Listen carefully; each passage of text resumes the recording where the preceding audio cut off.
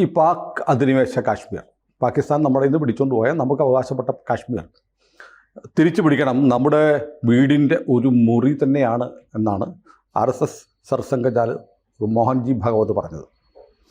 പക്ഷേ എനിക്കൊരു ആശങ്ക, ഈ നമ്മൾ പാക് അധിനിവേശ കാശ്മീർ എന്ന് പറഞ്ഞാൽ ഇന്ത്യയുടെ തന്നെയാണ്, ഒരു തർക്കവുമില്ല. പക്ഷേ അത് പിടിക്കുമ്പോൾ അവിടെ ഒരു 50 ലക്ഷത്തോളം ജനങ്ങളുണ്ട്. അവരെല്ലാം ഇപ്പോൾ ഈ പറയുന്ന പോലെ ഈ തീവ്രവാദ ചിന്താഗതിയുള്ള ആളുകളെ മനഃപൂർവ്വം കൊണ്ട് ഡംപ് ചെയ്തിരിക്കുന്നൊരു സ്ഥലമാണ് ഈ POK എന്ന് പറയുന്നത്. അവർ ഇങ്ങോട്ട് വരുമ്പോൾ അതിൻ്റെ നമ്മുടെ ഇന്ത്യയിൽ 50 ലക്ഷം ആളുകൾ, തീവ്രവാദ ചിന്താഗതിയുള്ള ആളുകൾ നമ്മുടെ ജനസംഖ്യ കൂടുതലല്ലേ ചെയ്യുക. പ്രായോഗികമായി അത് അത്ര എളുപ്പമാണോ? അങ്ങനെ നമ്മൾ പിടിച്ച ശേഷമാണെങ്കിൽ നമ്മൾ ഈ ചെറിയ സങ്കല്പം വെച്ച് പുലർത്തേണ്ടതില്ലല്ലോ. നമുക്ക് കുറേ കൂടി വിശാലമായിട്ട് മനോരാജ്യത്തിൽ വ്യാപരിക്കാം. മനോരാജ്യത്തിൻ്റെ പ്രശ്നമാണ്. അപ്പോൾ ആ POKയിലെ 50 ലക്ഷത്തിൽ അങ്ങനെ തന്നെ നിൽക്കില്ലല്ലോ. അങ്ങനെ തന്നെ സാന്ദ്രീകരിച്ചൊരു മേഖല മുസ്ലിങ്ങൾ മാത്രമായിട്ട് നിൽക്കണം, ഇന്ത്യയുടെ ഭാഗമായി കഴിഞ്ഞാൽ എന്നൊരു നിർബന്ധവുമില്ല. അത് മാറ്റിയെടുക്കാം. പിന്നെ എന്നാൽ പോലും നമ്മുടെ ഇപ്പോൾ ടോട്ടൽ പോപ്പുലേഷനിൽ ജനങ്ങളെ ഒഴിവാക്കിയിട്ടൊരു ഭൂമി എടുക്കാൻ പറ്റില്ല. അല്ലെങ്കിൽ ഇസ്രായേൽ പോലെ ജനങ്ങളെ കളയാനൊന്നും പറ്റില്ല. 50 ലക്ഷം പേരെ കൂടെ നമ്മൾ എടുക്കേണ്ടി വരും. എന്താണെന്ന് വെച്ചാൽ കാശ്മീരിലുള്ള അതിൻ്റെ ഒരു എക്സ്റ്റൻഷൻ പോലെ, കാശ്മീർ എക്സ്റ്റൻഷൻ്റെ പ്രശ്നം ഞാൻ പറയുന്നത്, എനിക്ക് മുസ്ലിങ്ങൾ ഇന്ത്യയിലേക്ക് വരുന്നതല്ല പ്രശ്നം. പാകിസ്ഥാൻ ഇപ്പോൾ അവിടെ POKയിൽ വലിയ കലാപം നടക്കുകയാണ്. പാകിസ്ഥാൻ സർക്കാരിനെതിരെ POKയിലെ ജനങ്ങൾ ആയുധമെടുത്ത് പോരാടുകയാണ്. അത് ശരിക്കും ഈ ഭസ്മാസുരന് വരം കൊടുത്തു എന്നപോലെ പാകിസ്ഥാന് തിരിച്ചടിയാണ്. കാരണം POK നിന്ന് നോക്കുമ്പോൾ കാശ്മീർ കാണാം, ഇവിടെ ഉണ്ടാകുന്ന വികസനങ്ങൾ കാണാം, ഇവിടുത്തെ ജനങ്ങളുടെ ജീവിത സൗകര്യം കാണാം. പക്ഷേ POKയിലെ ജനങ്ങൾക്ക് നരകതുല്യമായ ജീവിതമാണ് പാകിസ്ഥാൻ കൊടുക്കുന്നത്. രണ്ടാമത്തെ കാര്യം, എല്ലാ തീവ്രവാദ സംഘടനകളെയും റാഡിക്കലായിട്ടുള്ള ആളുകളെ മനഃപൂർവ്വം കൊണ്ട് POKയിൽ പാകിസ്ഥാൻ താമസിപ്പിച്ചിട്ടുണ്ട്. അതുകൊണ്ടാണ് ഞാൻ പറഞ്ഞത്, പാകിസ്ഥാനിലെ സാധാരണ ജനങ്ങളായ മുസൽമാന്മാരെല്ലാം ഇന്ത്യക്കെതിരാണെന്ന് പറയാൻ പറ്റില്ല. ഞാൻ ഈ ഗൾഫിലൊക്കെ പോകുമ്പോൾ ടാക്സി ഡ്രൈവർമാരായിട്ട് വരുന്ന സാധാരണ ചില ഡ്രൈവർമാരുണ്ട്, പാകിസ്ഥാനി ഡ്രൈവർമാരുണ്ട്. അവരോട് സംസാരിച്ചിട്ടുണ്ട്. ഇന്ത്യയെ ഇഷ്ടപ്പെടുന്ന, ഇന്ത്യൻ സിനിമയെ ഇന്ത്യയിൽ വരണമെന്ന് ആഗ്രഹിക്കുന്ന ഒരുപാട് പേരെ ഞാൻ പരിചയപ്പെട്ടിട്ടുണ്ട്. തീവ്ര ചിന്താഗതി ഇല്ലാത്ത ആളുകൾ, അങ്ങനെയുള്ള മനുഷ്യരും പാകിസ്ഥാനിലുണ്ട്. നമ്മുടെ രാജ്യമല്ലേ, ഇവിടെ ഉള്ളവരുടെ സഹോദരങ്ങളാണ് അവിടെ ഉള്ളത്.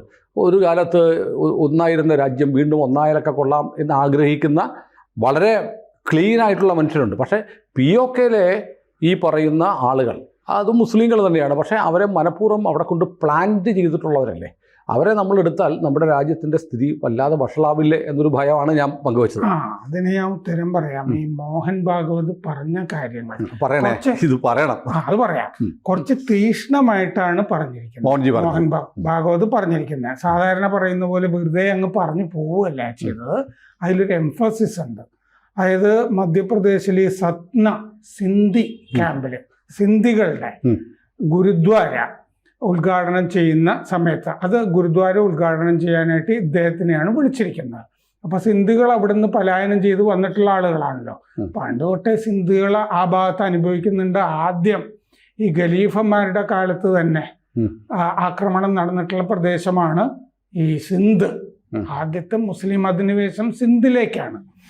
അപ്പോൾ അവിടെ ഗുരുദ്വാര തുറന്നിട്ട് അദ്ദേഹം പറഞ്ഞു, ഭാരതം ഒന്നാണ്, മതം, ഭാഷ, സമൂഹം ഇതൊക്കെ വേറെ ആണെങ്കിലും നമ്മളെല്ലാവരും ഹിന്ദുക്കളാണ്, ഇവിടെയുള്ള എല്ലാവരും ഹിന്ദുക്കളാണ്, അതുകൊണ്ട് ഇന്ത്യ ഒന്നാണ്. അല്ല, ഇന്ത്യയെ ഹിന്ദു രാഷ്ട്രമാക്കണ്ട, ഇത് ഹിന്ദു രാഷ്ട്രമാണ് എന്നാണല്ലോ സങ്കല്പം. ഇത് ഒറ്റ വീടാണിത്. എൻ്റെ മേശ, എൻ്റെ കസേര, എൻ്റെ തുണി ഒക്കെ സൂക്ഷിച്ച ഒരു മുറിയിൽ ആരോ നുഴഞ്ഞ് കയറിയിട്ടുണ്ട്. അവനെ പിടിച്ച് പുറത്താക്കി നാളെ അത് തിരിച്ചെടുത്ത് എനിക്ക് തന്നെ താമസിക്കണം. അദ്ദേഹം POK എന്ന് പറയാതെ പറഞ്ഞതാണ്. ഇത് നമ്മുടെ ഒരു വീട്ടിലെ മുറി തന്നെയാണ് POK. അത് ചിലർ കൊള്ള ചെയ്ത് കൊണ്ടുപോയി തട്ടിയെടുത്തു, അത് നമുക്ക് തിരിച്ചു പിടിക്കണം എന്നാണ് പറഞ്ഞിരിക്കുന്നത്. സിന്ധികൾക്ക് ഉപേക്ഷിക്കേണ്ടി വന്ന മേഖലയാണ് അത്. പാകിസ്ഥാനിലേക്ക് അവർ ആ വിഭജന കാലത്ത് പോയില്ല. പാകിസ്ഥാനിൽ നമുക്കും വീടുണ്ട്. സാഹചര്യം കാരണം മാത്രം നമുക്കത് ഉപേക്ഷിക്കേണ്ടി വന്നതാണ്. ആ വീടുകൾ അകലെയല്ല. ഇന്ന് തകർന്ന കണ്ണാടി നോക്കി നമ്മൾ വെവ്വേറെയാണെന്ന് കരുതുന്നു. ഭാഷയും സമൂഹവും സമുദായവും ഏതായാലും നാം ഒന്നാണ്, നമ്മൾ ഹിന്ദുക്കളാണ്. ബ്രിട്ടീഷുകാരൻ വന്ന് നമ്മുടെ ആത്മീയ കണ്ണാടി നീക്കി ഭൗതിക കണ്ണാടി അതിന് പകരം വെച്ചു. അതിന് തുടർന്ന് നമ്മൾ ചെറിയ കാര്യങ്ങളിൽ വരെ പോരാടി. ഇത് മോഹൻ ഭാഗവത് പറയുമ്പോൾ അതിന് തൊട്ട് മുമ്പ് ഏതാനും ദിവസങ്ങൾക്ക് മുമ്പ് രാജ്നാഥ് സിംഗ് പറഞ്ഞിട്ടുണ്ട്, നമ്മൾ പ്രത്യേകിച്ച് ഒരു യുദ്ധം ചെയ്യാതെ തന്നെ POK ഇങ്ങോട്ട് പോരും, POKയിൽ തന്നെ സ്വാതന്ത്ര്യ സമരം നടക്കുകയാണ് എന്ന് അദ്ദേഹം പറഞ്ഞു. അപ്പോൾ ആ സ്വാതന്ത്ര്യ സമരത്തിന് നമ്മൾ എന്തെങ്കിലുമൊക്കെ സഹായം ചെയ്തു കൊടുത്താൽ തന്നെ അത് ഇങ്ങോട്ട് പോന്നോളും എന്ന് കരുതുന്നതിൽ തെറ്റൊന്നുമില്ല. പിന്നെ മറ്റേത് എന്താന്ന് വെച്ചാൽ ഈ POK എന്ന് പറയുന്നത് 1948 വരെ ഇന്ത്യയുടെ ഭാഗം തന്നെയാണ്. നമ്മൾ അവിടെ തന്നെ ഈ ഹാജി പീർ എന്ന് പറഞ്ഞ ചുരം നമ്മൾ ഒരു യുദ്ധത്തിൽ 1965 നമ്മൾ കഷ്ടപ്പെട്ടൊക്കെ പിടിച്ചതാണ്. വലിയ രക്തസാക്ഷിത്വം ഒക്കെ ഉണ്ടായിരുന്നു. സാഹസികമായ പ്രവൃത്തിയൊക്കെയാണ് അന്ന് പട്ടാളക്കാർ ചെയ്തത്. അത് കഴിഞ്ഞിട്ട് പിന്നീടുള്ള സന്ധി സംഭാഷണത്തിൽ ഇത് വിട്ടുകൊടുക്കുകയാണ് ചെയ്തത്. പാകിസ്ഥാന് വിട്ടുകൊടുത്തു. അതാണ് ശാസ്ത്രി മറ്റേ താഷ്കൻഡിൽ പോയി ഒപ്പിട്ട കരാർ. 1965 യുദ്ധത്തിന് ശേഷമൊക്കെ ശാസ്ത്രിയാണ്. അദ്ദേഹം പിന്നീട് കൊല്ലപ്പെടുകയും ചെയ്തു. കൊല്ലപ്പെട്ടു എന്ന് വിചാരിക്കാനാണ് അതിൽ ന്യായം. അതെ, അദ്ദേഹത്തിൻ്റെത് കൊലപാതകമാണ് എന്ന് തന്നെയാണ് സംശയിക്കേണ്ടത്. അതെ, താഷ്കൻഡിലെ ആ കരാറിൽ വന്നതാണ് ഈ പ്രശ്നം. ഇത് അവർക്ക് വിട്ടുകൊടുക്കുന്നതായിട്ട് സ്റ്റാറ്റസ് കോ മെയിൻറ്റെയിൻ ചെയ്യാം പഴയത് എന്നും പറഞ്ഞിട്ടാണ് ഈ ഒപ്പിട്ട് കൊടുത്തത്. ഹാജി പീറും ഒക്കെ നമ്മൾ പിടിച്ച സ്ഥലമൊക്കെ അങ്ങോട്ട് വിട്ടുകൊടുത്തു. നമ്മുടേതായി നിന്ന ഈ സ്ഥലത്ത് ഈ ഹാജിപ്പീർ ചുരം തന്ത്രപ്രധാനമാണ്, വളരെ പ്രധാനമാണ്. അതിലൂടെയാണ് ഇപ്പോൾ തീവ്രവാദികൾ കയറി വരുന്നത്. അതിൽ കൂടിയാണ് തീവ്രവാദികൾ കയറി വരുന്നത്. അപ്പോൾ POK മൊത്തം ഹാജിപ്പീർ ഉൾപ്പെടെ ഇങ്ങനെ വന്നു കഴിഞ്ഞാൽ ഈ പാകിസ്ഥാനിൽ നിന്ന് ഈ കാട് വഴിയും ഗുഹകൾ വഴിയും ഒക്കെ നുഴഞ്ഞു കയറി വരുന്ന പരിപാടി അങ്ങോട്ട് എന്നേക്കുമായി അവസാനിക്കും.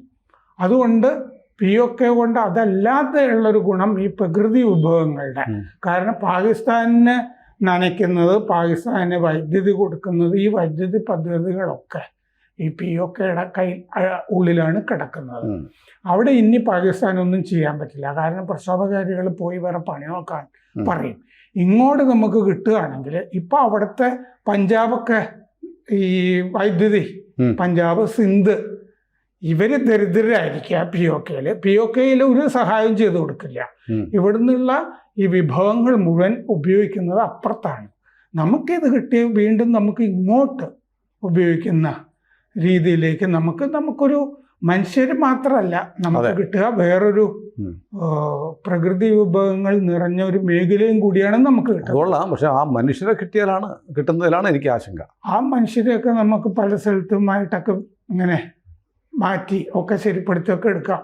അപ്പോൾ അത് നമുക്ക് ഇസ്രായേലിനെ പോലെ ചെയ്യാൻ പറ്റുമല്ലോ. കൊണ്ടുവന്ന് മൊത്തം നിരത്തി ബോംബിട്ട് റെഡിയാക്കിയിട്ട് ഭൂമി മാത്രം എടുക്കാൻ പറ്റുമല്ലോ. അവരെ പോലെ നമ്മൾ പെരുമാറില്ല. അല്ല, നെതന്യാഹുവാണ് അങ്ങനെ ചെയ്തേനെ.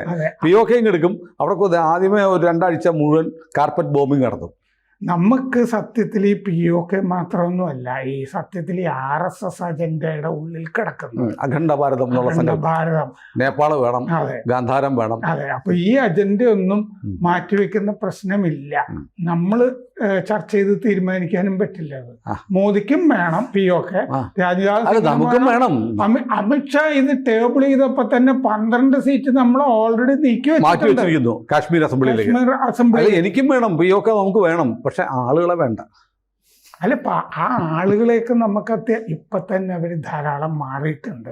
കാരണം അവിടെ നിന്ന് അവരുടെ വീടിൻ്റെ ആ മതിലിൽ നിന്ന് എത്തി നോക്കുമ്പോൾ ഭയങ്കര ഈ പലസ്തീനിൽ നിന്ന് ഈ ഇസ്രായേൽ കാണാം. ഞാനൊരു കാര്യം ചോദിക്കട്ടെ രാമേന്ദ്ര സാറേ, ഇന്ത്യയിൽ ജീവിക്കുന്ന ആളുകളുണ്ടല്ലോ, അവർക്ക് എല്ലാ സൗകര്യങ്ങളും എല്ലാ പരിഗണനകളും ഉണ്ടായിട്ടും അവർ ഇന്ത്യക്കെതിരാണ്.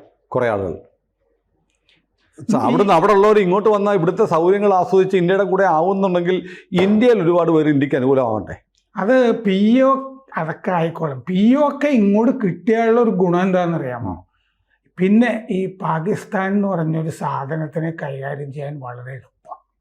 പാകിസ്ഥാൻ ഭൂപടത്തിൽ ഉണ്ടാവില്ല എന്ന് പറഞ്ഞില്ലേ, നമ്മുടെ ആർമി ചീഫ് ആർമി ചീഫ് പറഞ്ഞില്ലേ, ഇതൊക്കെ മനസ്സിൽ വെച്ചിട്ടാണ്. POK കിട്ടിയാൽ ആ തന്ത്രപ്രധാനമായ ഭാഗങ്ങൾ കിട്ടി നമ്മുടെ കയ്യില്. പിന്നെ ഈ പടിഞ്ഞാറ് എന്ന് പറയുന്ന ഒരു മേഖല മാത്രമാണ് പറഞ്ഞപ്പോൾ ഞാൻ പാകിസ്ഥാനിലെ ആ മന്ത്രി പറഞ്ഞ് ഇന്ത്യയെ കുഴിച്ചു മൂടുന്നു. ഈ അവരുടെ വിമാനാവശിഷ്ടങ്ങളുടെ ചോട്ടിൽ ഇന്ത്യയെ കുഴിച്ചു മൂടുന്നു. അയാൾ ഈ വിമാനാവശിഷ്ടം എന്ന് പറഞ്ഞാൽ എന്താണെന്ന് ആർക്കും ഒന്നും മനസ്സിലായിട്ടില്ല. നമ്മുടെ വിമാനങ്ങൾ നശിപ്പിച്ചു എന്നാണല്ലോ പറയുന്നത്. നമ്മൾ അതിന്റെ കണക്ക് മുഴുവൻ വ്യോമസേന മേധാവി പറഞ്ഞിട്ടുണ്ട്. ഇത്ര കാലം തലകുത്തി നിന്നിട്ട് പാകിസ്ഥാന് ഇന്ത്യയുടെ വീണ വിമാനത്തിന്റെ ഒരു ചിത്രം കാണിക്കാൻ പറ്റില്ല, ഒന്നും പറ്റിയിട്ടില്ല. അവിടുത്തെ ഒക്കെ ചിത്രവും മറ്റു ചിത്രങ്ങളും എല്ലാം കിട്ടി, നമ്മളെല്ലാം കാണിച്ചിട്ടുണ്ട്. ഏതായാലും POK ഇന്ത്യയുടെ ഭാഗമാവട്ടെ. കൂടുതൽ വാർത്തകളും വിശേഷങ്ങളും നിങ്ങളിലേക്ക് എത്താൻ ABC മലയാളം സബ്സ്ക്രൈബ് ചെയ്യുക, ബെൽ ബട്ടണും അമർത്തുക.